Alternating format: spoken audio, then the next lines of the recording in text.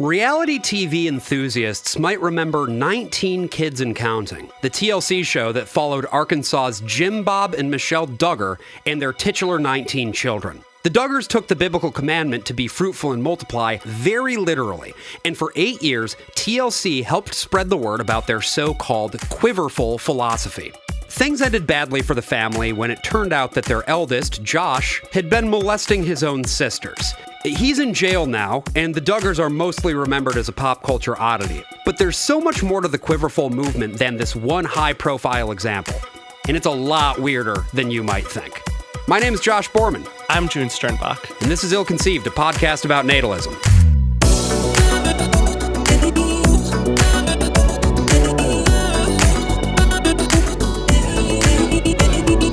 Well, what a week it's been, huh, June? What a week. News Normal week has been happening. Normal. It's the average week in the year 2025. The big news of the week, there are lots of other shows that have covered that, including Kill the Computer. I know that y'all just did a bonus episode of the emergency podcast about that shit. We did, and I think today, the same day that this will be airing, I went on Trash Future and also talked about it as well. So there will be a lot of that talk if you're looking out for it. Instead of that, we'll I think keep it a little bit to our beat. If we want to do a quick newswire that I think we'll get a much larger episode at some point. The Wired piece that came out last Friday, called "The Baby Died, Whose Fault Is It?" And if you have not read this piece yet, well, I think we should link it because I could read like little segments from the story. It's a very long story, but it's quite the wild story of this couple that is trying to look for this surrogate mother for their children, and it is just a wild story, and kind of put the way that families will view surrogates as like cattle or like these are they are not humans, the people that are carrying the children. This is like I hate to say the word slave because I don't think that's necessarily the case, but did you read that piece at all? I didn't. Honestly, I saw it and I was like, I can't read this right now. It's wild. But I encourage everyone to read it. It put a lot of things in a new perspective that I had never really thought about before. And I definitely don't have like my takes ready for it, but I do think this will be at least a topic in a much different episode probably coming soon. The other big thing that came through over the newswire that we're keeping an eye on as well is the Maha draft paper that has a whole bunch of like things that we can do to get the birth rate up. Yeah. And RFK Jr. is still on his bullshit about low sperm counts, which is just not true. It's just straight up not grounded in any sort of fact whatsoever. But there's something really wrong with his brain, which is that a worm ate a decent chunk of it. And so now he's just spouting this shit out. It's very strange. It seems like a lot of these people believe that if there is even a slight decline, they tend to believe it will continue to trend downward and hit like zero. Like eventually humans will have a zero sperm count, which I'm like, I don't think that's how that necessarily works. Every man will be sterile. Yes. Yeah. I don't think that's how that is. And I think that's what they're implying. Right. But it's also not true. It's not even true in the first place. So like it's a moot point. Very strange. Very strange. Yeah. It's usually founded on pretty faulty research from the little bit I have looked into. Yeah. Like people that tend to focus on sperm counts. Well, we might as well jump over now to the mailbag and take a look at some feedback that we've gotten on our episode about trad wives, because we've gotten some pretty cool stuff. Fuck yeah. First one that I'm going to read here is from Marissa, who says, "Hi there, big fan of the show. While listening to the recent Trad Wife episode, you touched upon tradwifery almost exclusively being a Mormon phenomenon and outlined some of the particular cultural reasons that make that so. Of course, the way the Mormon Church grooms women into being domestic servants obviously plays a huge role, but if this were the only reason, then you would expect more Baptist, non-denominational evangelical, etc. tradwives. I believe a simpler, more direct explanation is that they are literally on the church's payroll. Credit to ex-Mormon YouTuber Alyssa Grenfell for this theory, and we will link this video in the notes, who argues that the Mormon Church is willing to spend a great deal on advertising, which they don't do via direct payment, payments, but rather by establishing Mormonism as a well-paying niche with a high CPM on social media. Okay. On YouTube, different niches pay different amounts of money for equivalent view counts, and the amount that is paid is determined by what advertisers are willing to spend. On YouTube, this is tracked via a metric called CPM, or cost per mil, and it's a rough approximation of how much you could earn for 1,000 views on videos of various topics.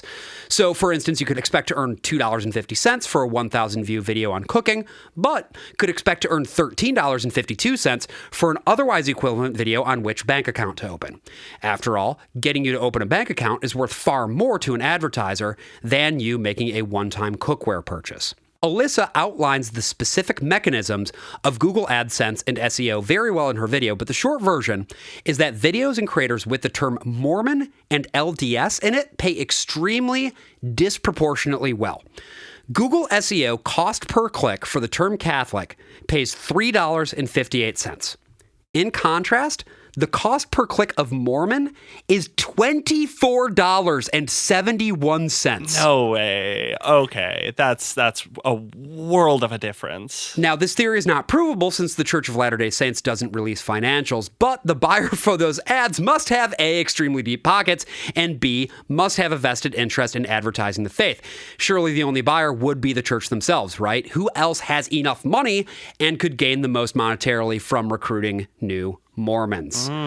That's very interesting. That's very, very interesting. Thank you, Marissa, for that email. I think there's a lot of probable truth to that. Again, it sounds like it's not truly provable, sadly, due to financials. But the Mormon Church is definitely wealthy. But oh yeah, I would assume that Catholics would be doing if this was an underlying mechanism. You'd think Catholics would, a much larger sect of Christianity, would be doing the same playbook.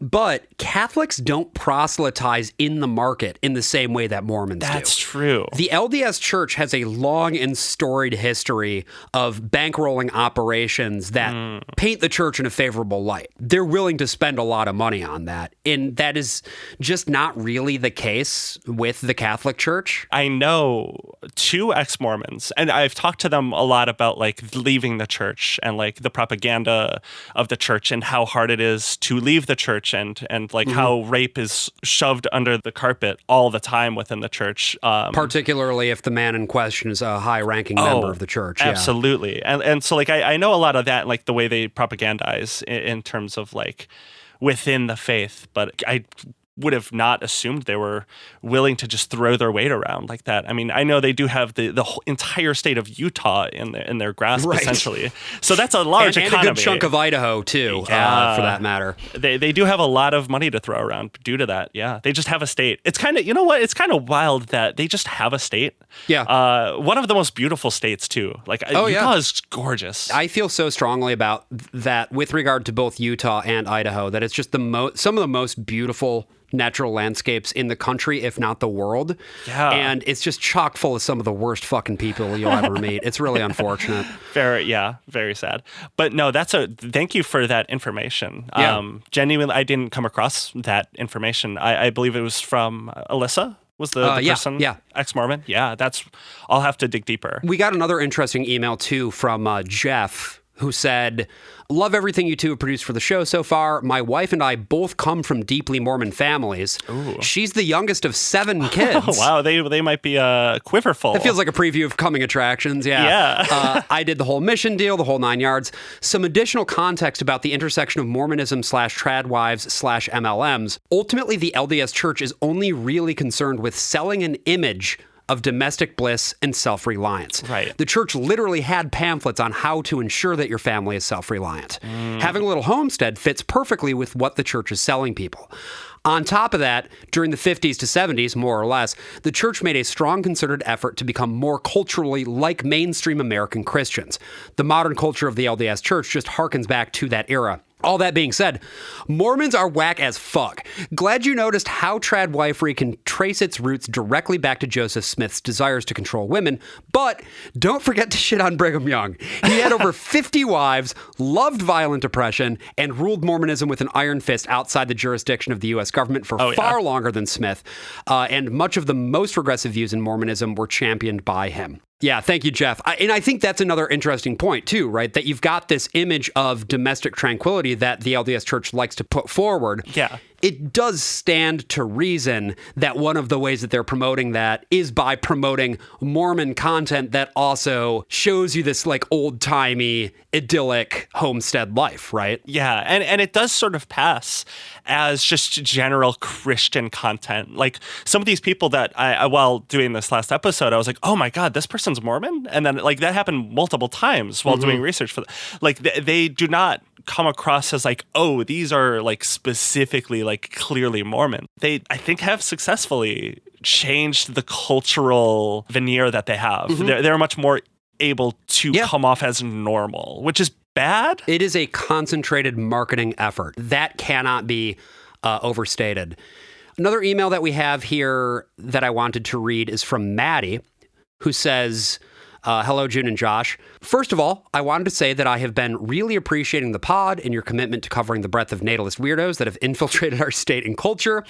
I grew up Southern Baptist in a small town in Western North Carolina and spent a lot of time wrestling with what it meant to not feel like a man in a culture that so heavily insists that the proper path through life was to get married as young as possible. I had many friends and peers who began having children in their early 20s, and many more who married around that age. Several of my friends from high school ended up at Liberty University. No! And though not engaged as freshmen, did get married before finishing school. Yes, ring by spring, baby. Let's go. It makes me feel much less insane to hear this culture talked about and picked apart for what it is. Pure racist and homophobic right-wing ideology. I wanted to write about your recent episode on tradwives in something which I feel you touched but didn't elaborate on much. I strongly feel that the appeal to traditional femininity, insofar as it pertains to looks and aesthetics, is a direct backlash to the recent culture of acceptance around non-standard presentations of gender, especially trans femininity. Obviously, rejecting the norms surrounding women's clothing and roles within the household have been ongoing in the more radical and queer sects of feminism in the U.S. since the 60s and 70s, but I really do feel like this particular wave is in response to the more relaxed Obama and Biden era attitude surrounding queer identities and their general acceptance. I think that these cultural enclaves of the right feel extremely threatened by the idea that femininity could be redefined away from its white, skinny, colonialist connotations, which they work so hard to police, and that the trad wife aesthetic is their way of trying to reclaim it. I'd love to hear your thoughts about this. And June, I'm going to throw this to you because I think you probably have a lot of thoughts about this as well. Yeah, that is absolutely true. And I do regret not going into this a little bit more. That's what the mailbag is for. And thank God someone is bringing this up because that is so 100% the truth. I mean, we have seen a lot of this culture war on trans people, as you correctly pointed out, like about appearances and traditional femininity. And, you know, you see transphobes in particular being like, oh, we can always tell. And they're trying to, especially in the UK, this is happening a lot in the UK right now. They're trying to like ban trans people from using restrooms. And it has happened multiple times now where a woman, cis woman, may not present like in a traditional feminine style and will be questioned upon entering the bathroom because they might present slightly masculine. And that has, in several cases, these women, one of these, a 17-year-old, had to prove that they were cis women. They had to like reveal themselves to people or were kicked out of an establishment for not being a traditional presenting gender. And it absolutely is a backlash to this sort of breaking down of gender roles. And that kind of reminds me too, a few people sent me the link to the story about Ballerina Farm and how they've opened up a brand store in a small town in Utah that's not actually their town. And now the entire town is just totally overrun with like trad wife wannabes. Oh, God. But they all look the same, right? Like they are all dressed the same. They are all groomed the same because they are all trying to capture what they see as an aspirational lifestyle. And the performance of gender is so core to what that lifestyle is. Absolutely. And I'm just going to actually read something that on that original, we've referenced this a couple of times, that original pro-natalist nationalism piece that Josh and I both worked on before this show started. Right. I think I put it the best. Let's quote ourselves. Let's quote ourselves only because I think I put it the best way I ever put it in writing in this way. And I'm just going to read it off because I don't think I've ever described it better than this, and I don't think I could off the cuff. When I realized I was transgender and decided to transition, it started a domino effect in my own mind. If gender is a social construct that can be broken and bent, what else is a social construct? Is the entirety of society simply a social construct that can be rewritten or reoriented? Right-wing reactionaries will typically make fun of the line, gender is a social construct. Still, ironically, their heavy lean into false masculinity is a result of them trying to reinforce a social construct that they prefer. And I do think like that is what this is. Like they are trying to tackle trans identity and trans feminine and like just all of this gender nonconformity because they do realize that it is like a danger to the nuclear family. Yes. It is an inherent danger to this pronatalist agenda in the worldview that they want it, in a very traditionalist Christian worldview that they want it to be. Well, and I think the thing about performing masculinity ties in very nicely to the last letter that I wanted to read. A bit of a bigger mailbag, but we got a lot of letters this week, and a lot of them were really good. This is from Kathy, who says, your Tradwife episode made me wonder if you knew about the darkest side of this appearance is everything, hide the bad stuff culture. I've lived in Utah most of my life. I work in domestic violence prevention. Recently, we had a domestic violence incident that resulted in the shooting death of 2 police officers. In reaction, the state opened up public access to the raw data on domestic violence in the state. Also, the Utah Department of Health and Human Services Violence and Injury Prevention updated its intimate partner violence / domestic violence statistics page. And we'll put those links down in the notes as well for anybody who's interested in seeing that themselves. But the email continues here. The stat that got my attention is that from 2017 to 2023, 49% of murders in Utah were domestic violence related. What the fuck? And just for me, Josh, to editorialize, that is astonishingly really high. That is so much higher than comparable stuff from elsewhere. Occasionally, this domestic violence becomes mass violence. Sometimes that takes the form of family annihilation, where one person murders their family members and themselves. We've had 5 cases in 5 years.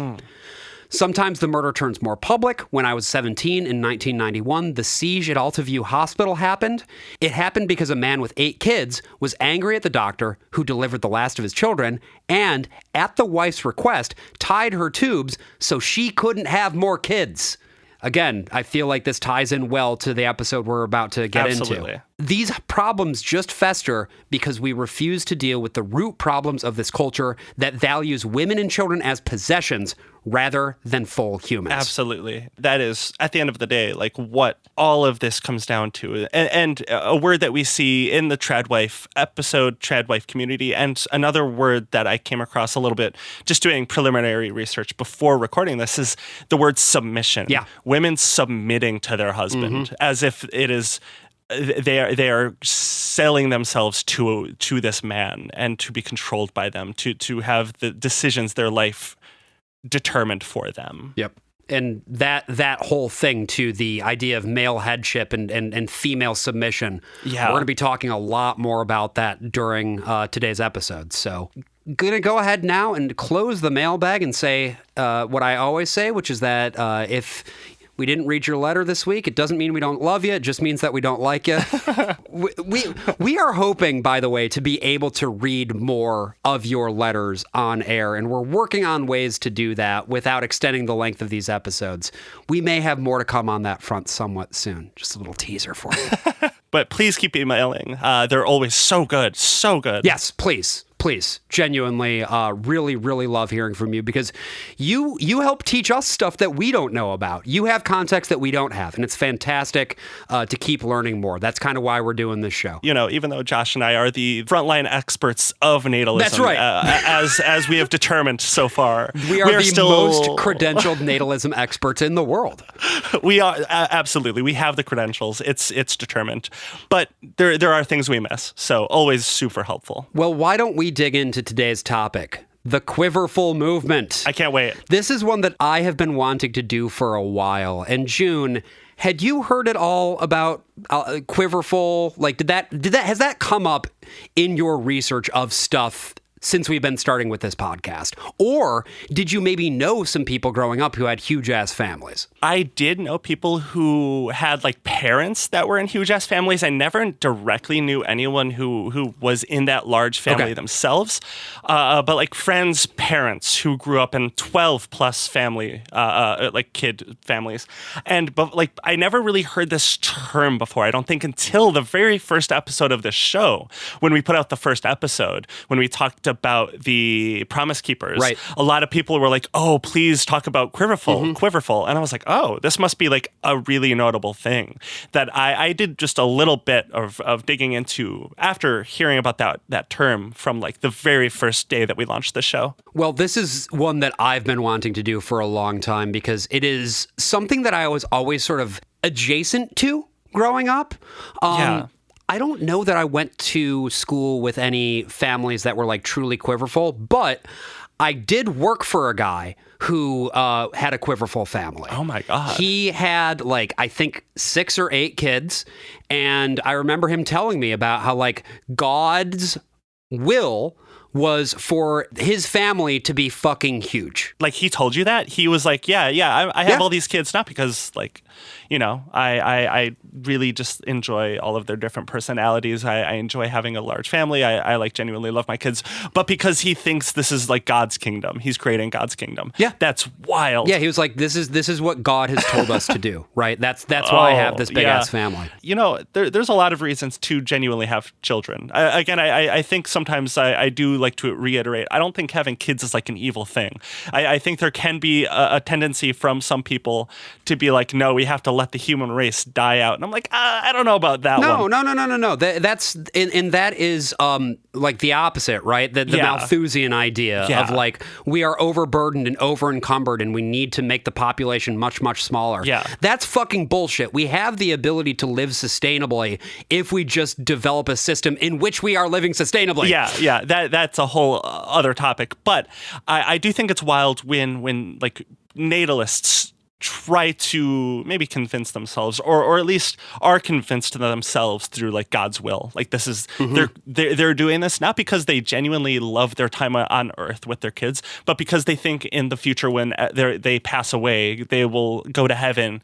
God will smile upon them and be like, you did good. You built my kingdom. Right. Like what? That's fucking crazy. Well, you know, the reason that they think that is that it says it in the Bible, June. It does. It says it does. Would you like to read this Bible passage here? I feel like I usually do the reading, and I want you to read this one. I will read this. My favorite book, the Bible. I love, right. But it is my favorite book, but it's very big, so I have not read this myself.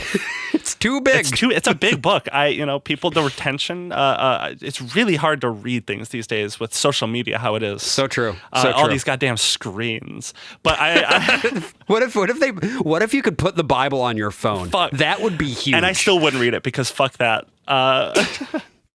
So this is Psalm 127, 3-5. Children are a heritage from the Lord, offspring a reward from him. Like arrows in the hands of a warrior are children born in one's youth.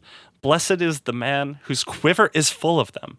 They will not be put to shame when they contend with their opponents in court. So curious to hear sort of your reading of that verse. What do you think this means? I think this is like very on the face, just saying like if you have a large family, you will be holier, you will be more powerful, you'll have a much more important place in like God's kingdom. I think that's like very like at first when I was like Quiverfull, I'm like that invokes like archery, right? Like a quiver, right. Arrows. So I think that's what it says, right? Yeah. It's basically the children are the like arrows in the hands of a warrior. That's what it says. Absolutely. Yeah. That is very explicitly what this is about. Is like you will be stronger willed, like just stronger in life and in heaven or whatever, if you build this like repository of arrows. And it's also a practical thing, right? They will not be put to shame when they contend with their opponents in court because you're going to have your kids to back you up.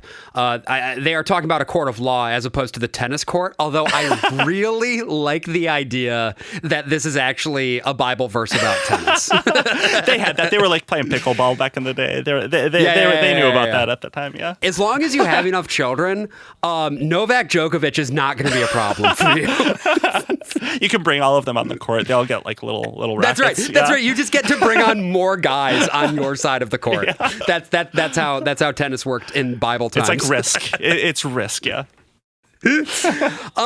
This verse, if you take it literally, is really pretty straightforward. And the people who talk about this philosophy take it in a number of different ways, because there's that question of like children born in one's youth. What does that mean?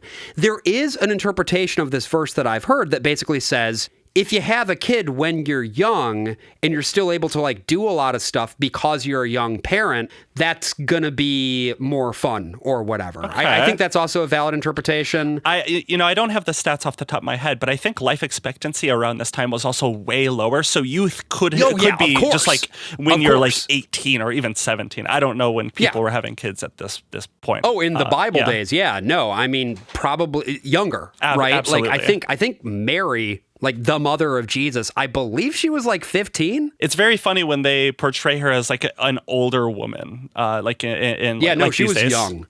I straight up didn't know that because every interpretation of her is she's like 30. No, she always looks she was 30. A teenager. Okay, that's wild. And of course, this is like very old text, so of course it will be this. But notice how it is all about the man and not about the woman who is having the children. Yes. It's about the man. Yes. Yeah. Blessed is the man whose quiver is full of them. Yeah. Absolutely. Yeah. And we're going to be talking a lot about that because they're reading this verse very literally. In fact, that version you read, June, is from the New International Version. So it's woke. A lot of people would consider me to be blaspheming by reading that newer translation. They would want to hear it from the King James Version, but that's neither here nor there. What I will say is that we are going to be talking today about one specific form of religious natalism. There are other parallel movements in other Abrahamic faiths. One of the most famous being like Haredi Judaism, where you've got those very, very traditional Jews, both in the U.S. and Israel, who are also having families with like 10 plus kids apiece. Obviously, you've got the Amish, who have similarly large families, and you have your hardcore anti-contraception Catholics, which we talked a little bit about back when we did the birth control episode. They're all having big families for slightly different reasons. Today, we are going to be focused on the evangelical Protestant phenomenon of Quiverfull, because that has some connections to politics as well. Now, I also wanted to note up top here, it is very hard to get a reliable number for how many families are out there who classify as Quiverfull. For one thing, a lot of people who adhere to this lifestyle don't go by the label Quiverfull. And for another thing, it sort of had its big moment, and then that moment for the term kind of went away. We're going to be talking about the specifics of this ideology, and I think that's a better way to identify who is or is not Quiverfull than do they use the term. And obviously, it's not like there's a fucking census form that you can check for Quiverfull, so it's hard to know the number on this. I just wanted to frame that up just for the sake of clarity as we get started here. So how about a little history, right? Let's talk about how this movement is grounded, because we should start in the year 1987. Classic year. Ronald Reagan was still president. And as we talked about in our episode about how evangelicals became pro-life and anti-abortion, at this point, there was sort of this settling consensus around what the Christian idea of being pro-life should mean. And alongside that, there were a lot of Christians who saw a need for a greater consensus around gender and like what the Christian conception of gender should be. Second wave feminism obviously had sort of like gotten to its apex at this point, and there was a lot of concern around this thing of, well, a lot of these women now have jobs. They're being like career women. They're saying that that the women can do everything that the men can do, and they've established themselves culturally. Is this compatible with a traditional Christian ethic? And so a number of evangelical Protestants formed this organization called the Council on Biblical Manhood and Womanhood, the CBMW. And they published something called the Danvers Statement. And June, I want to link you real quick now to the Danvers Statement, please, as it exists on the CBMW website. I want you to look at this statement real quick and see what jumps out at you. This is very rooted in the Old Testament, especially under the affirmations. They pretty much, it seems like they frame a lot of what they expect to be the role of men and women in relationships and just in general society on like the very original, like Adam and Eve, the very traditional. Also a word that I read that I have not seen before. I truly don't know how to quite describe what I think this means, but headship, Adam's headship. Yes. What is, can you explain what is Adam's headship? So I'm just going to read this full thing. Affirmations number 3. Yeah. Adam's headship in marriage was established by God before the fall and was not a result of sin. So to me, just on a quick read of that seems to imply, of course, the fall being when Eve made the fucking stupid decision to eat the apple. That bitch, yes, correct. Yeah, that fucking bitch. And ruined everything for everyone. Right. But marriage happened before the fall, so marriage being like the pure way to exist is, I think, what the implication here That's is. right. Yeah, and the male headship thing here means that Adam, being the man, was the one who was in control of the whole situation, right? Right. And the verses that they cite here in Genesis, first one is Genesis 2, verses 16 to 18, where it talks about how man was originally, it was just Adam, and then God was like, hey, you need a companion, and created Eve. And then the second thing is talking about how he did it and made Eve by, using the spare rib. And then Genesis 3 is exactly the thing you're talking about, where Eve fell victim to the temptation of the serpent. Which would never happen to a man. Of course. Never and it's interesting too, right? Because there is nothing in these verses that explicitly says, and Adam was given full control over his wife, and everything that he did was superior to her. It doesn't fucking say that. And what's really interesting about this document in general is that when you track the affirmations against the Bible verses that they cite, some of them do reflect the statement. Sometimes they have something to do with the statement, but it's not explicit. And sometimes they contradict the statement made in the claim. That's awesome. Oh my God. Oh, I love that. They wanted to come to a conclusion that men should be, as they put it, the heads of the house, the ones in control, the ones who are telling those damn women what to do. And they created a statement. It seems like the implication here, specifically like throughout all of these affirmations and the purposes, but specifically this one, number 3, that really caught my attention.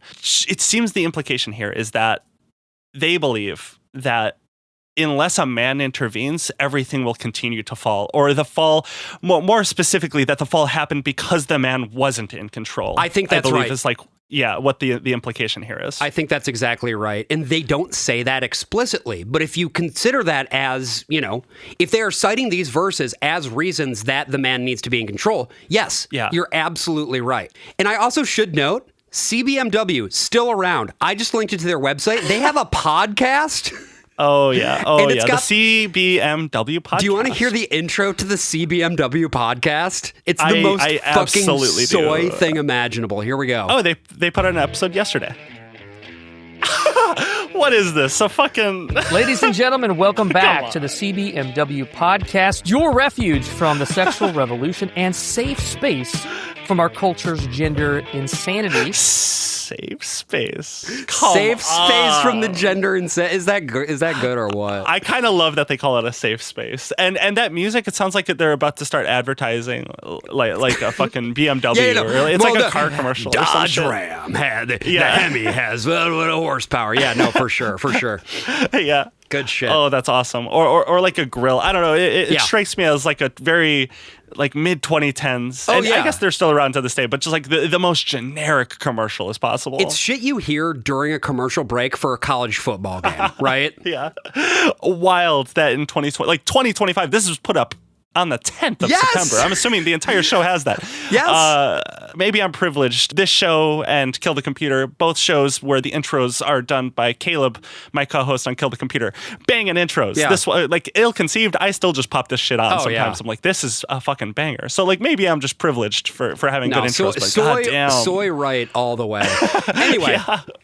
This concept of male headship ended up becoming a central tenet of conservative Christian theology, even though, in my opinion, it was more or less baked out of whole cloth, which is not to say that there wasn't sort of a patriarchal attitude toward women in Christianity before. There absolutely was. But this specific idea that like men are the ones who control the household, and this paired with the idea of complementarianism, which is basically the idea that there's a specific domain for men and a specific domain for women. These two domains are ordained by God himself. It's a sentiment that you still see play out a lot to this day, where some men will be stay-at-home fathers, the wife will be the career wife, the girl boss of the family, if you will. And some people have a big problem with that. They think that surely a man cannot do the job. Raising the child is the woman's job. Right. A man cannot properly raise the child in the way that the woman can. And like it's the man should be, the husband should be the career person. That is his ordained role. I can even quote from the Danvers statement right here that the fall introduced distortions into the relationships between men and women, and what they see as these distortions are in the home, the husband's loving, humble headship, I love my humble headship, tends to be replaced by domination or passivity. The wife's intelligent, willing submission tends to be replaced by usurpation or servility.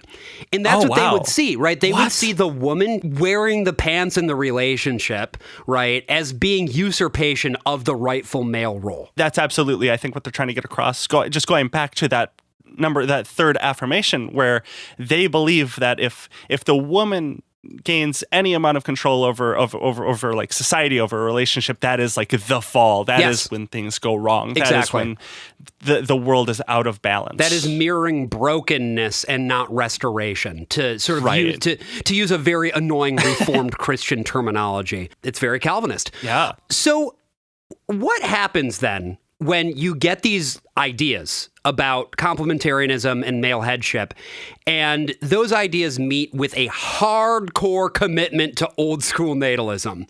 Well, that's when you get Quiverfull. I wanted to read here a quote from an article that's called "The Population Bust, an Opportunity." This is in a magazine called Unless the Lord magazine, which is... I love how old this website is. Yes. It is. Isn't it is this a Web 2.0 website. Oh, this is so I love sick. It. Yeah. Make sure to click that link to the Population Bust and Opportunity and get an eye on this shit for yourself. It really brings you back to the past. So this guy's name is David Crank, which is awesome. Best name ever. I feel like if that's your last name, like you have to be just like a total grifter. Like Absolutely. You just lean into it. Yeah. And he writes the following, and again, this is from the fall 2004 issue. This is over 20 years ago now. The predicted population explosion has not occurred. In most countries around the world, birth rates are reported to be at or below the replacement rate. Worldwide, the birth rate in 2000 was estimated at 2.9 per woman, as compared to 5.4 in 1970. In the U.S., the rate has been near the replacement rate, reported to be 2.01 births per woman in 2002. Virtually all population growth in the U.S. is resulting from immigration. A number of countries are seeing a reduction in population that is of great concern and are now trying to encourage couples to have more children with little effect. The population bust creates a very real opportunity for segments of the population willing to move counter to this trend. As American Christians, most of us would like to see our society and government change in many ways. We would like to see an end to legalized abortion. We would like to see strong Christian influences and witnesses throughout our society. We would like to see major reductions in pornography, immorality, gambling, misuse of drugs and alcohol, homosexuality, and a host of other evils that have been growing in our culture. Evils. What can we do about these things? We can work to change laws to influence our neighbors, to teach and preach and write about these things, etc.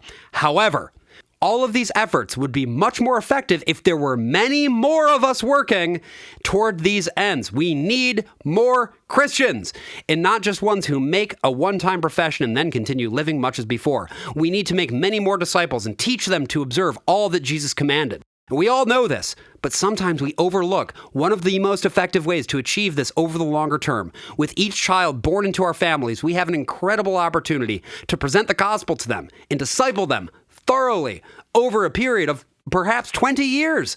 The more children we are able to have and raise for the Lord, the greater our long-term impact on our culture.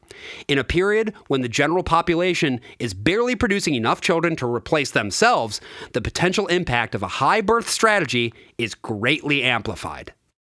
When I read this, I was genuinely startled to find out that this was from 20 years ago, because the rhetoric is identical to the shit that we've been reading on this podcast, like the fucking Lyman Stone shit that he wrote like 2 weeks ago. It's the same, but with this specific Christian nationalist bent. And to just like expand off of that, the portion where it's like it talks about the immorality of like alcohol, homosexuality, all of these things. Yeah. This is like a growing trend among the right. Even to this day, you'll see there's been a lot of studies in recent like years, the last 2 years, where a lot of right wingers are starting to go away from like consuming alcohol, and like approval rating of gay marriage is starting to dip a little bit in the right wing sphere. And we see this coming from Elon Musk all the time, the like changing demographics of society and like the lean into degeneracy is a major incorrect concern for a lot of these people. Like when they're like, but it's a consistent concern, right? And that's what's so remarkable.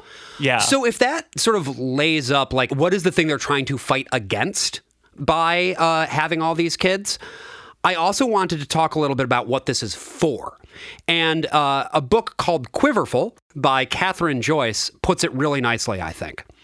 Quiverfull as a contemporary movement began with the publication of Rick and Jan Hess's 1989 book, A Full Quiver, Family Planning and the Lordship of Christ, in which the Hesses, a Nebraska couple encouraged to write by a woman named Mary Pride, who is another conservative, argue that God, as the great physician and sole birth controller...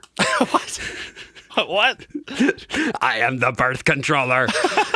is in charge of opening and closing the womb on a case-by-case basis. What? Women's attempt to control their own bodies, the Lord's temple, are a seizure of divine power. Wow. So that is the women who want abortions, the women who use birth control are like evil. That is an evil act to deny the great birth controller. That's right. The birth controller is God. And to use any form of birth control, including even for some of these people, natural family planning, where you just don't have sex when the woman is in her period of like highest fertility. Yeah. For some of these people, they're not even down with that. The implication in the population bust writing and maybe this Quiverfull writing is that people had large families in the past because they were doing it for God's will. They were doing it as like an honorable, godly act. When that's just like, I don't think true at all. No, I think in previous society, as I mentioned before, the average life expectancy among people, especially children, was just much lower. Yes. People would lose kids all the time. Like that was just a reality of life at that point. I forgot to send you a photo that I took recently. I was back in the cemetery and I found a headstone. No. And it was like one of those big ones where they put a whole bunch of different names on it. Yeah. And fucking half the names on it was kids. Yeah. And they were dying between the ages of like 4 to 12. But that's even more relevant here, that they seem to like romanticize people having to survive by having a lot of kids just because you didn't quite know, and using this as like a political, I would even, it's a religious weapon against society, but it's more explicitly a political weapon on society. The higher birth rates in the past, part of it, yes, is just the fact that mortality was so much higher. Yeah. The other piece of it, of course, is that industrialization means that you don't need to have big families anymore. Right, yeah. We created systems that outsource the work that you used to have to do on your own to larger markets. Absolutely. You don't have to have a family of 10 kids to all help you work on the farm. Right. Because that's just not how the world works anymore. That's why so many people had the amount of kids that they had. I don't have the exact statistic on this, but before industrialization, like the world that we live in now, the very modern era, at least I think 25% of all Americans were farmers. The number is below 5%, maybe even lower than 2% at this point. And people just work differently these days. And the farms that do exist are massive and heavily industrialized. Absolutely.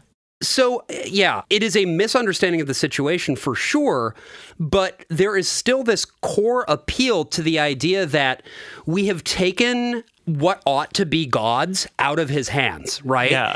That this is that through the process of coming up with birth control and stuff like that, we have overruled the natural divine order. And I think we're disrespecting him. Exactly. We're spitting in his eye. And a great example of that is I found a documentary, or a trailer rather. I haven't watched the whole thing because I haven't been able to find it, but I found the trailer. It's called Birth Control, Is It Up to Us? And I just want to play you this trailer because it's incredible. Oh, no?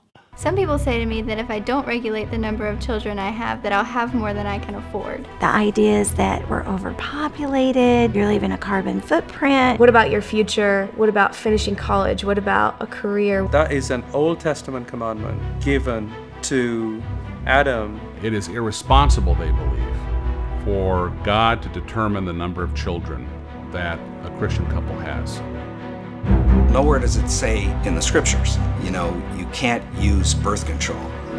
And I say, yeah, well, nowhere in the scriptures does it say use birth control. What Got is him. the big threat Come on. about new life? What is the big threat about a child?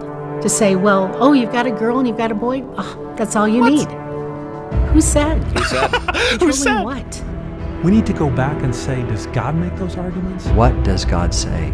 What does God praise? Did they capture the mind of God from the Word of God? Is it possible to be pro-life and pro-contraception? I think there needs to be an awakening. Just a simple awakening to say, Lord, what would you have for our womb? What would you have for our family? What would you have for our homes? I think, the through line with all of these arguments here is that they're like, who says this? Who says? It's like, well, isn't the point of a free society that we do? We says? It's not up to God? These people, as always, I think the through line through a lot of this is they want to take away birth control. They don't want there to be that option. They, of course, absolutely were rejoicing when Roe v. Wade was struck down. Yeah, and they would also seek to roll back availability of birth control even further. Absolutely. And I have another quote here that I think speaks to exactly what you were saying, June, and I'll have you read this one. This is by Amy De Regatis from her book Saving Sex, Sexuality and Salvation in American Evangelicalism. The Quiverfull movement holds radical views on women's roles and sexuality. For them, any type of contraception, especially the pill, but also including IUDs and barrier methods such as condoms and diaphragms, constitutes a type of abortion. Some of these methods, they argue, are not simply obstructing conception, but are aborting a fertilized egg every time they are used during ovulation. Also, to be very clear, that is not true at all. That's not scientifically true. That is there is no actual, that is just them saying their opinion about what they think should be legal. They just don't understand the science fundamentally. They choose to not understand the science. But go on. According to Quiverfull writers, many Christian parents are ignorant of this fact. Quote, many Christians are unaware that they are not only engaging in an unbiblical practice of preventing blessings, but that some of the very practices they embrace have abortifacient consequences. How sad to think that someday we will get to heaven and learn of untold millions of children that were inadvertently aborted by their Christian parents, all because of a lack of faith and ignorance. End quote. The anti-contraception rhetoric in some of the literature reaches extreme levels. In Be Fruitful and Multiply, for example, the author compares contraception to genocide. Quote, in short, the death toll from the IUD and the pill exceeds that of the Nazi Holocaust each year in the United States alone, end quote. That's fucking crazy. And I've seen that argument a lot from the abortion side of things. They're like, oh, it's like a genocide. It's the abortion side, the baby side, whatever they call that. And it's that's just not how this works. These are people that actually believe that jerking off and coming is genocide. They actually think that every lost sperm that doesn't fertilize an egg is actual death. That's actual murder. If you follow the argument to its natural conclusion, no, exactly. It's bizarre. It is a gross misunderstanding of the science behind human reproduction, but it's not scientific. It's ideological. And I just need to note that this is cracked, and it's just going to get weirder from here on out. Oh, yeah. Oh, boy. So let's talk about it. Again, this is ideological, not scientific. Let's talk about the ideology itself. The core idea behind Quiverfull is that in everything, we submit ourselves to God, we as humans. And women submit themselves to their husbands in the same way, of course, that we all submit to God. And I remember talking about this a couple weeks ago, June, where you're like, this is so fucking weird. Yeah. But this is core to what this ideology is all about. Horrifying. Because if you follow this argument through to its logical conclusion, then of course, women should always submit their bodies to God's will regarding procreation. And I have a clip here from... This is an Jazeera America report that was originally airing in 2016. This is a woman named Jennifer Flanders. She's a mother of 12. Oh, God. Why was it so important to you? Why this yearning to have a house full of kids? I think that's just something God put in my heart. Are you done? I would love to think that we're not done, but we haven't had a baby in 5 years. God opens and closes the womb, and He hasn't opened mine for 5 years, so. What are you going to do when you don't have the kids to cuddle anymore? I actually keep an empty nest list of things that have intrigued me that I don't have time to do. I think I'll put it on the empty nest list because I'm going to need something to distract me when the kids were gone. So. What makes you emotional about this? Oh, probably because I'm 50 and I don't have a baby. So isn't that crazy? I know. That's it's hard to be like, that's an insane thing. But like, I guess from that perspective of the like, oh, I mean, she cares about her kids. Yeah. But it's crazy to talk about it as if like God is the decider. God is opening her womb, that language. That's a phrase that you hear a lot with Quiverfull people is that, if God's the birth controller, then he chooses when the womb opens and closes. Which I just don't think that's true. No, like, can I say that? I just don't think that's true.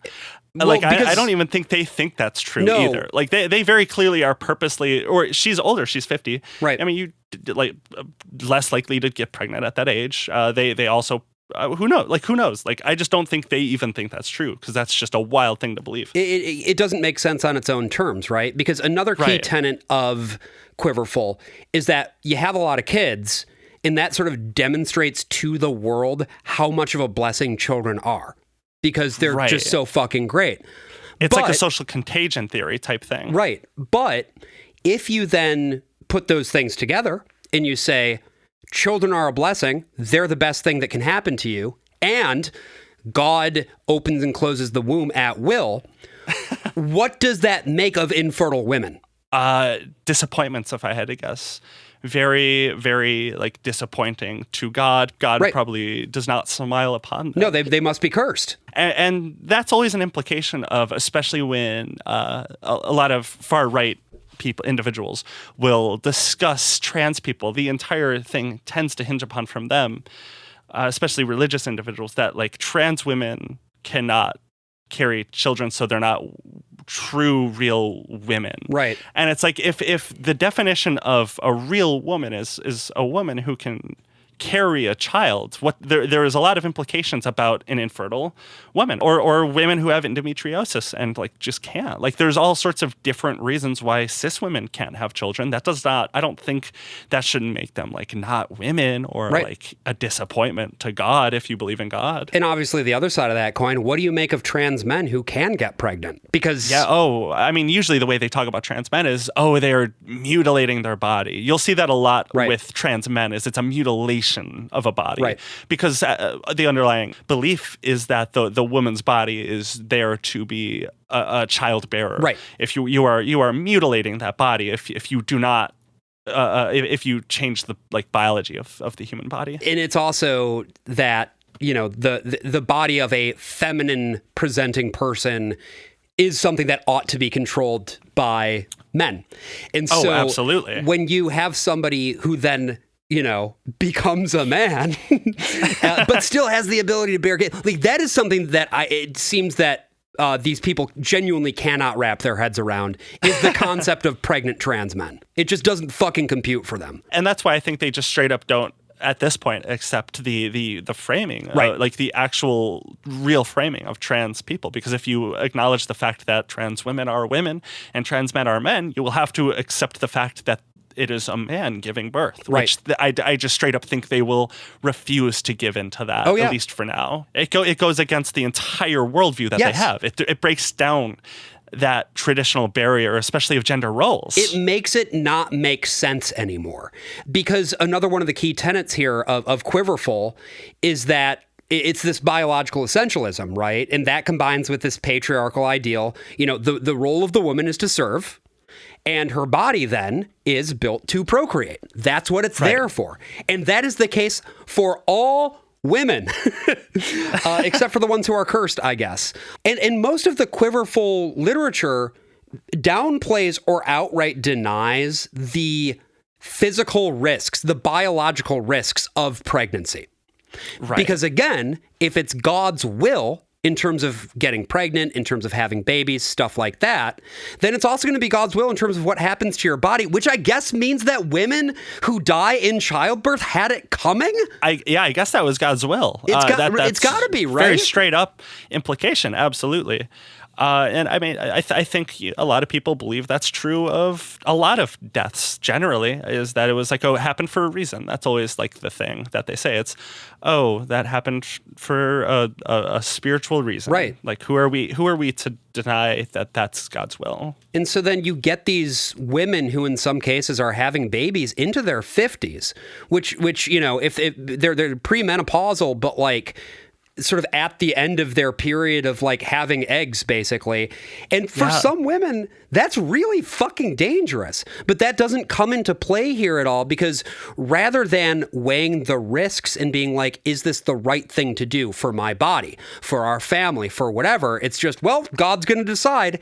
And I think that's unconscionable. Totally agree, because even just one pregnancy will alter the body's biology. It just will, and it just continues off of that. So and that's not even getting into hormones and like the fact that some women are more predisposed to postpartum, and so they might not want to have more kids because every time they have a kid, they get fucking bummed out for 6 to 9 months. Like, you know, there's a lot that goes into it. Yes. Like, it's not just something that can be such an easy choice for a lot of people. And the ideology where it's like you have to have at least a minimum 6 children, and if you could do more than 12, you're like, you get a gold star. Right. Like, that is a crazy expectation to put on people. The other sort of key specifics of the ideology that I've seen consistently, we sort of talked about this already, but that like family planning is just a slippery slope to abortion. Abortion is the ultimate evil. It's the worst thing you can do. You're killing babies. It's genocide. Which, again, was not consensus among evangelical Protestants until the late 70s, early 80s. You can listen to episode 2 for more about that. Yeah. And last but not least, as we've also sort of talked about, if you can't or don't want to have kids, have fun being an old maid, asshole. Like, fuck you. A lot of these families that you had me watch a couple of small documentaries about different families that are living this Quiverfull lifestyle, whether they identify with that or not. Right. Some of these families have like 7 to 10 children, and it's hard to live this way, especially when the wife is a usually work at home, teach homeschooling. Homeschooling seems to be a very common we're going to talk about that later. Too.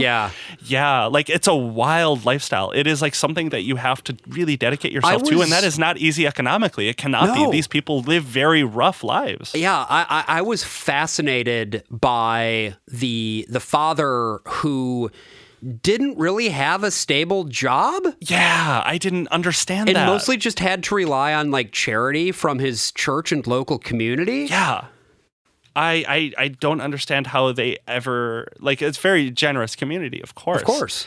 But like no one in these documentaries, like none of these people were like financiers. None of these people were like wealthy. They were just like, the one guy was an anesthesiologist. They make I guess that's pretty fucking good. money. I guess that's pretty good. But the other specific family that it looks into, it's like just a religious teacher at a small private school. They don't necessarily get paid the big bucks. They're making very little, actually. Yeah. So it's like these families, even like raising 10 kids on an anesthesiologist job, you know, that's like a good income. But for 12 people, I don't know. Well, wild to choose to raise kids in that. That's another reason why people tend to not have large families, is they want to raise their children in like very stable environments as if they can. You may say that, okay, but I have a counter arg to that, right? Yeah, you're going to destroy me. I'm going to destroy you with facts and logic because I found an article on Quiverfull.com. Oh, reliable research. And that's a reliable place. I am going to counter that arg by saying, and I quote, this is perfect. God never promised any of us enough time to do all the things we want to do, whether it be with our children or any other pursuits in our lives. We tend to live life making our plans and asking God to bless them as an afterthought. In our own strength, we will never have enough time, or patience for that matter, to deal with our children, be it 2 or 10. But Jesus has patience, and we get our strength from him. Sometimes we also tend to become tunnel visioned on meeting our children's every whim under the guise of needs and feeling guilty if we cannot. We all desire to give each child our very best and plenty of time and love, but we have to face the reality that we cannot physically or mentally be all that they need. Only God can do that. Owned. So I fucking owned. got your ass fucking there. Owned. And no, I mean, that worldview makes sense, especially going back to the baseline of this ideology of the only thing that truly matters in life is that you have a large family to create a kingdom for God. Yeah, it's the internal logic is very sound. Yes, it's when you put it reinforces itself. It's when you subject it to the pressure of the real world that it starts to not hold up so well, I think. Because, like, I am not going to say success is everything that matters. You know, I obviously do not think that's true. That is not the truth at all. But the idea that, like, oh, you're going to have a hard life and you're just going to have to deal with it as, like, an underlying ideology. It's very Protestant. For just, like, it's very Protestant. Very, I can't believe that there's, like, a significant amount of families that see this and they're like, yeah, actually, yeah. Yeah, but, you know, they call it the Protestant work ethic for a reason. So, these people love to torture themselves. We love a list on this show. Oh, my favorite part of every episode. I put together a list for you, June. It's sort of the 5 key points of the Quiverfull lifestyle.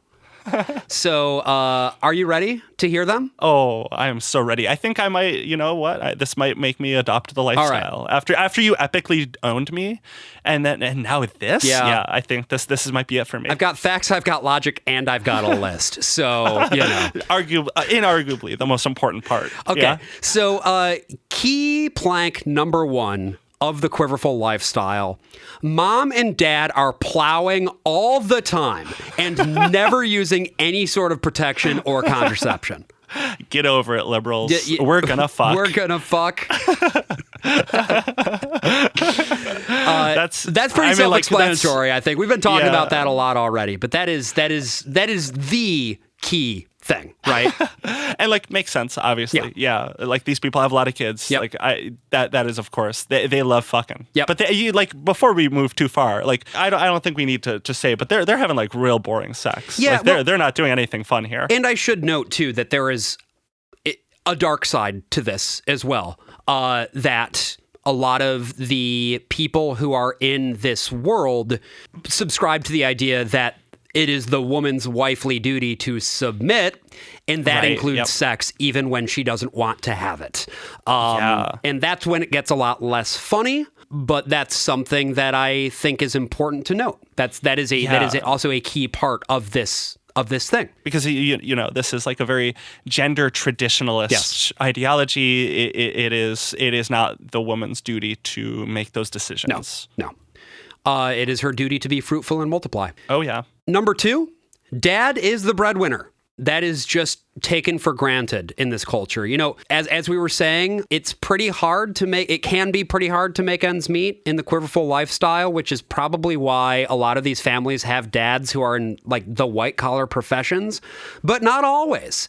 And for those who sort of are not as wealthy, you've got to have those community connections. You got to live in a low cost of living area because otherwise very like rural. This seems like a very commonly rural community type situation, very maybe not southern, but very small town type of vibe is what this screams to me. And it's definitely not southern, but you're right that it's going to be heavily rural because land is cheap enough to allow for a lot of different things that you will simply need if you're living this lifestyle, because you're going to have to do stuff with the land, which we're going to get to in a second. Again, referring back to one of those Quiverfull documentaries that you showed me, one of the craziest moments in all of it, and it's like, it's a sweet moment. It's a father, I believe, if I remember correctly, reading a book to all of his sons and daughters. Yeah, all like 20 of them.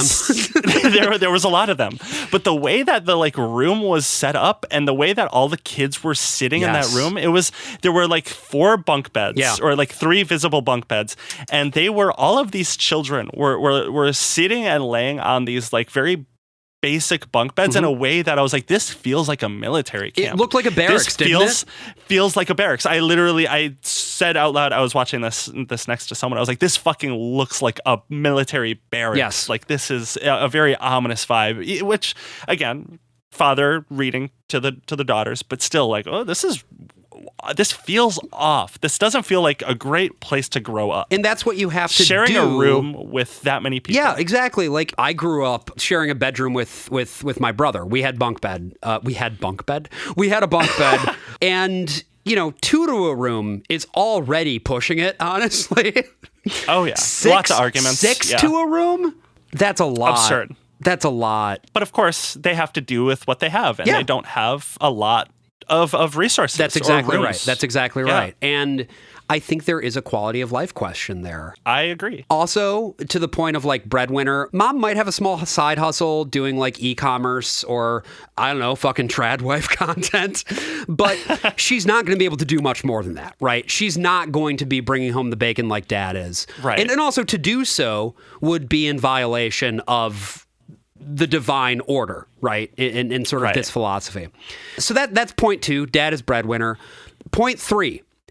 The kids are handling the domestic labor, and by kids, I mostly mean the girls. Yeah, they are. That is a good point. That in all of these videos, it's very young girls doing taking care of literal pigs, or a pig in one of them, milking a cow, which of course not anything necessarily wrong with that, but it's wild. And we alluded to this a little bit in the Trad Wife episode too, where these families, especially the larger they get, the mother cannot take care of all these children on their own. So and they very explicitly, one of these mothers in this one of these documentaries explicitly states oh, this is only possible because I'm putting my older kids to work. They are helping me raise these kids. They are taking care of a lot of labor for me. I pulled a clip from that documentary. This is Olivia, who is the youngest daughter in that family. This is from an HDNet World Report broadcast from August 2009. And here she is talking about her responsibilities. She appears completely content to mother the little ones, and shows not the slightest interest in the usual preteen trappings of boys or MySpace or gossiping on the phone. Do you ever feel wow, I have a lot of responsibility and I'm only 12, and yet here I am making breakfast for the younger ones, and I put them down for a nap, I help brush their teeth, I do their hair. Do you ever feel like this is a lot of responsibility for me and I'm really a child myself? Not really. I feel like it's a privilege to be helping my mommy. I don't feel like it's a burden or that I'm overworked. My mama is training me and my sisters to be helpmates someday for our husbands. Helpmates. Yep. Helpmates. Helpmates or helpmeets. Both of those terms are often used in this community. And that is also from the Bible. This is Genesis 2, verse 18, as quoted from the King James Bible, the true Bible, which says... the unwoke one. That's right. Yeah. And the Lord God said, "It is not good that the man should be alone. I will make him a helpmeet for him." A helpmeet. That is translated in the New International Version as "I will make a helper suitable for him." But yeah, the helpmate thing, the idea is that as a woman, you are helping the man by meeting his needs. I see. Okay, it's a very literal phrase. That's so wild. And they didn't get into this necessarily in this, and I don't know how much this is talked about, but do these kids have other friends that aren't their siblings? Is that common? Because especially in this case specifically, and I think this is the next point, but they're all homeschooled. Yeah. They are very familial family units. That is a very good question. Do they get out of that bubble? And to me, that's something I couldn't stop thinking about in like preliminary. I just can't stop thinking about that aspect of this. The short answer is it depends, but there actually is a decent chunk of sort of the hardcore Quiverfull / homeschooling population that is like, oh, all of the social needs that your kids are going to have will be met by the family, so it's not really necessary. Yeah, we might as well like jump to homeschooling actually, because that is point 4. That is the fourth principle of the Quiverfull lifestyle, which is that mom homeschools the kids. That's essentially her full-time job. Yeah, well, that and pumping out more babies, right? Of course. Those are the things that the mom is doing, and this comes from a place of deep-seated skepticism about the outside world. So to the point of socialization, the point that you raised, some of these very same people will say, well, your kids shouldn't be socializing with the other kids because that is also going to corrupt them with the influence of the outside world. Yeah. And they also illustrate that with public schooling as well. Like it will teach, like, I think they're like, we can't know what they're saying. We don't know if they follow the same doctrines. We don't know their beliefs. They don't know what they're teaching our kids in these schools. It is a very paranoid belief. It is. I actually pulled a clip here from a guy named Jusino. He is the Christian school teacher who we mentioned earlier. And this is from a 2018 Christian documentary called Quiverfull. It's on YouTube. And here he is talking about why they homeschool. I think that a lot of parents feel that they can't homeschool because they have been brought up in a culture where the education is left to the professionals. And so because they don't feel like they are a professional, they feel incompetent and unqualified for such a task. Yes. And I think other parents, if they stop listening to those voices and the culture that are telling them they can't or shouldn't, they would find the fact that they have children makes them qualified. It's like their certification papers, if you will. They're certified to teach. In fact, the Bible, I believe, gives them the responsibility to teach and train. In Ephesians 6, we see that fathers are supposed to train up their children in the discipline and instruction of the Lord. And fathers, of course, with their wives, the mothers, need to do that job. It's a responsibility. It's not something you can just opt out of. And then he, like you said, he goes on to talk about how, like, those teachers out there, you don't know what they're telling your kids. They're immoral. They're misleading your children. It is the snake that wants you to eat of the apple. Yeah. It is. We don't know what they will teach our kids out there. It's a very insular worldview. They really, it seems like they only really want to communicate with people of their own beliefs. I also think that I don't think maybe you were intending to make this point, but I think it was well made nevertheless. Considering that teaching is a career that skews female. Yeah. It's very interesting. It's very, very interesting, their distrust of professional educators. And like in this instance, especially, it's still the mother's teaching, but it is of the very Christian, very, very evangelical framework that they can assure will be of this like Quiverfull mindset, this having as many children at any cost mindset. She's subservient to you, right? She submitted. Yeah, exactly. So that's point 4. And by the way, I do think we are going to do a full episode about homeschooling at some point because it needs to be covered in more depth. But Quiverfull and homeschooling are two things that just go together like peanut butter and jelly. Two great tastes that taste even better together. So then point number 5, our key 5th Quiverfull lifestyle plank is discipline is administered via physical punishment. Ooh. And this is not something that you're generally going to hear them talk about in these documentaries. They don't. They didn't show that. No, they didn't. What? Why didn't they show that? Why didn't they say? What do you think? I feel like I'm misled. Really, this was misleading. They didn't tell me this. And that is not to say that all of these people do this, but in terms of people who are key advocates within this movement, you have this couple who I think I mentioned, actually, Debbie and Michael Pearl. I think I maybe mentioned them on the last episode, possibly. I believe so. Yeah, I believe so. These two are the author of a book called To Train Up a Child, and they advocate in all cases, strong physical punishment that is actually even more severe than that which Dr. James Dobson recommended in Dare to Discipline. And one of the reasons, I think, that this physical punishment is such a key part of being a quiverful parent, part of it is just in the Bible. I will read you the verse here from the King James Version because that's what these people would do. Proverbs 13 verse 24 says, "He that spareth his rod hateth his son, but he that loveth him chasteneth him betimes." So you got to whack your kid, like physically. Yeah. But I think another piece of it sucks. is that if you've got 10 kids running around, you don't have the time to discipline them correctly. You know what I mean? It is going to be inefficient with your time to actually sit the kid down and talk to them because there's going to be 4 other kids running around. And so the more efficient thing to do is just going to be to whack them until they shut the fuck up. Especially because that has that like radiating effect of the other kids will be like, oh, I know what will happen. Yes. It is a very dominant, like a very assertive, dominant parental style. And that is definitely the intention because it's quick, efficient, and scary. Yeah. And horribly traumatizing. Absolutely. But again, I think the thing that gets me in general about this Quiverfull shit is that I just fundamentally don't think it's a good way to raise kids. I'm going to make a value judgment on this. I'm not a parent. I would like to be, but I don't think that having this many kids allows you to really get as much quality. Like it's such a quantity over quality thing.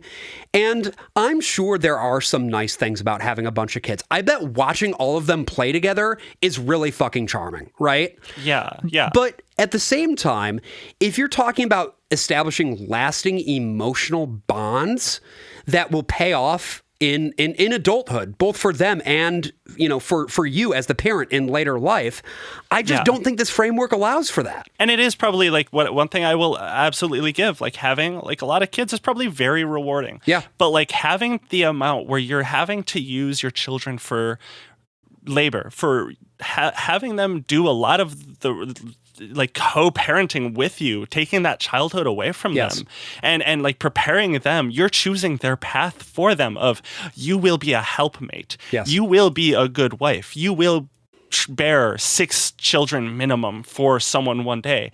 Putting them down that path and just surrounding them in this predetermined lifestyle is just unhealthy. It just does not seem like the ideal way to hot take. I agree with your hot take. It's a very hot, blistering take. Is raising your kids in an environment where they don't get enough attention, maybe enough and I don't even want to say needs. They don't get their needs. They don't feel like they have enough room to be a child and be themselves. Is probably not great. It probably creates a lot of issues for a lot of these people. I would love to see some sort of documentary of like revisiting all the kids from this family or like any of these families where they're like, where are these kids now? Like, how are they? Do they still identify with any of this? Like, I would love to see that. It's interesting that you say that because Olivia, the girl who we had in that clip earlier, who was talking about how, you know, she wants to grow up and be a helpmeet, whatever. I found her and I stalked her a little bit around social media. She's been married now for 4 years and she doesn't have any kids yet. Okay. I'm going to take a really quick guess. Is a lot of people that are probably raised in these environments are probably very negatively polarized against having large families, but especially maybe even more than like 1 or 2. I feel like a lot of these people would be like, I love my siblings. I love my parents. Right. But I do not want to raise my kids in a world where I put them through what I had to go through. Yes. And the real irony of it is that the whole stated reason for doing this is to have as many kids as possible who comport to your own ideology, right? Yeah, we heard that, you're creating an army. Yeah, we heard that in the article that we read sort of at the top of the episode, that with each child born into our families, we have an incredible opportunity to present the gospel to them and disciple them thoroughly over a period of perhaps 20 years, right? We're gonna take care of it. We're gonna pump out a whole bunch of like Christ warriors who are just like us and are equally dedicated to the natalist project. Yeah. And I don't think that's what happens. It doesn't seem to be. I can't imagine, because there is, we didn't go over it, but in the population bust article near the bottom, we didn't go over this, but there is the impact of your family alone section. And it starts where if 6 children per couple, so if a family has 6 children and every child lives by the same ideology, the same relationship, family ethics that you raised them with, by generation 2, there will be by generation number 2, there will be 36 direct descendants. And after that, if all, again, follow exact tenets of how they were raised, 216 direct descendants. Right. And then, so it just keeps compounding. Well, that is but how that's multiplication works, yes. Yeah, that is not, it is not a straight path in that way. Right. That is just a crazy assumption. That is never going to happen because the world is dynamic. The world, it changes all the time. Right. People are not going to be the drones that they are raised to be. And as I think we keep coming back to time and time again on this show, it doesn't look great out there right now, right? No. As regards the future, as regards having more kids, it doesn't look like we are headed toward the type of environment that is going to be enjoyable to live in, frankly. It's a very high doomer. There's not like a poll for this, but if I had to guess, the doomer poll, the doomer meter is very high. There's a lot of doom out there right now. I think we're probably at an all-time high, I would imagine. Yeah. yeah. And so, I would love to, if anybody who's listening to this,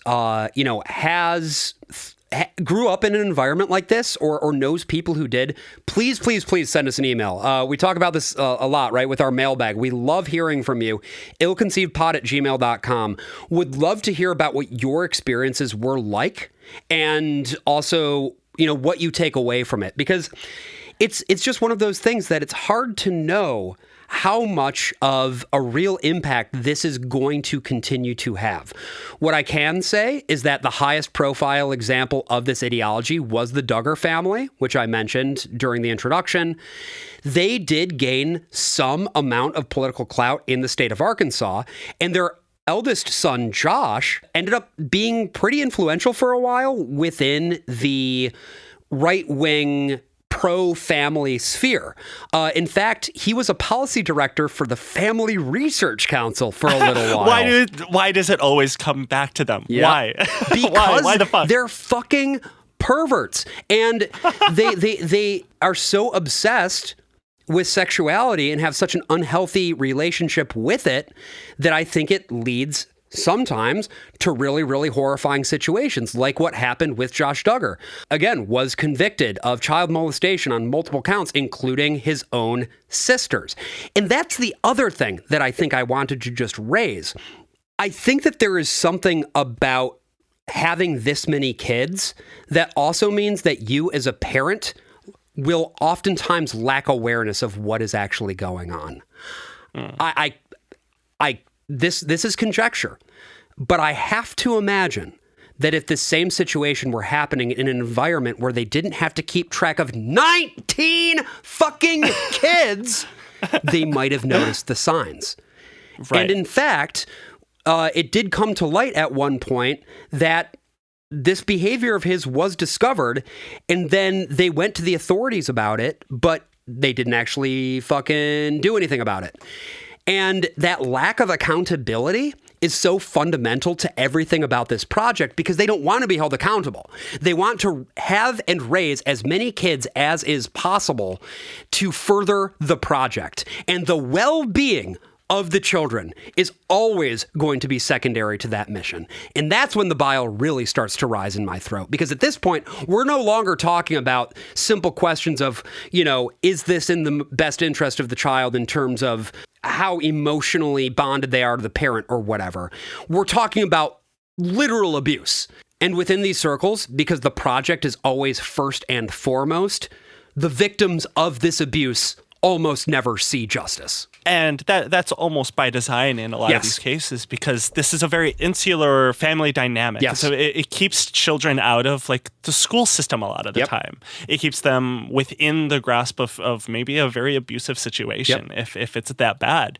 And it's almost by design, because these people are very... They want to have direct ownership of their children's entire destiny. And that does not really speak well of maybe some people's intentions. Again, I don't know everyone's intentions. No, and not everybody intentions. Does have bad intentions. I want to be very clear about that, right? But I do believe there is definitely a higher propensity of people that maybe tried get away with some bad stuff due to these dynamics, these family dynamics. So June, what are the big things from this about Quiverfull that you're going to take away? There is always a political and religious project behind a lot, of course not all, but a lot of homeschooling. And I do think that's why homeschooling is a little dangerous. Homeschooling is an attempt to prevent children from learning about acceptance for maybe gay people. That I feel is maybe a reason why people homeschool. They think a lot of the world is degenerate and want to keep that away from their children. They want to shelter them to a really high degree. And Quiverfull mirrors that dynamic perfectly, right? Because you know what? In a Quiverfull household, you're never going to have gay kids. Right? Of course, never. Not once. Not once has a single person ever been gay or trans. And I say that facetiously, right? But from the perspective of the parents, that's what they believe. And if you do, if a kid does come out, well, then they're going to get fixed. They're going to get subjected to fucking conversion therapy or whatever. What Quiverfull, I think, really allows is to create your own perfect little snow globe of an environment where everything that your children experience is exactly what you want them to have in life. And nothing... They're playing dolls. Exactly. And nothing that you don't want them to have. But the fucking thing about snow globes is that they shatter eventually. And that's inevitably going to be the case with this Quiverfull shit, too. Anyway, June, I think I'll see you next week. I'm honking mad and I need to go I don't know, scream or something. So that might be good. I'm gonna go do that as well. Maybe go on a walk. Just air it out a little bit. Sounds good. No, this was a great one. And thank you again, everyone, tuning in to another episode of Ill Conceived. That's right. We hope that your quiver is full of cum. See ya.